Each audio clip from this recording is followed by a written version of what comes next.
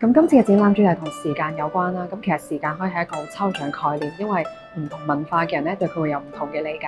咁喺中國嘅文化入面咧，時間咧係可以被認為係空間嘅變化，即係我哋可以透過日夜四季嘅變換去察覺到時間嘅存在。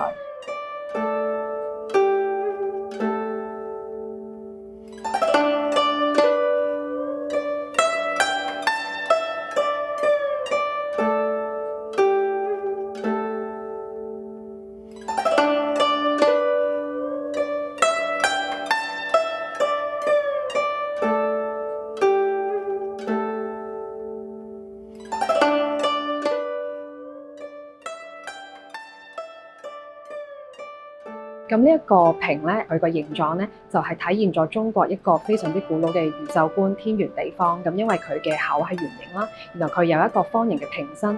咁呢個瓶身咧分咗做4個切面，咁每一個切面咧都畫咗特定季節嘅花。咁當我哋圍繞住呢個樽行，或者係轉動呢個樽嘅時候咧，就好似四季循環流轉咁樣。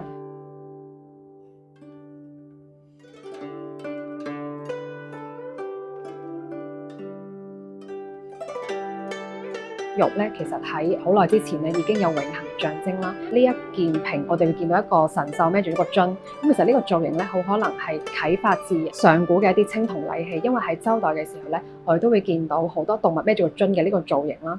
咁因為其實動物同玉一樣咧，喺好耐以前上古嘅時候咧，都被認為係可以穿梭唔同嘅境域嘅，即係其實佢都係可以溝通天地。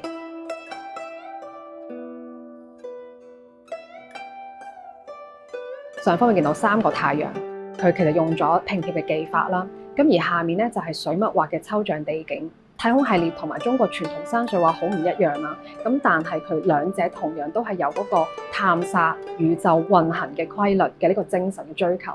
我哋想透過呢個展覽，令到觀眾可以對於中國文化嘅時間觀念有多一啲認識啦。咁其實四季咧係中國時間觀念一個非常之重要嘅部分啦。咁除此之外咧，亦都係想觀眾可以有一個唔同啲嘅角度去睇中國嘅藝術品。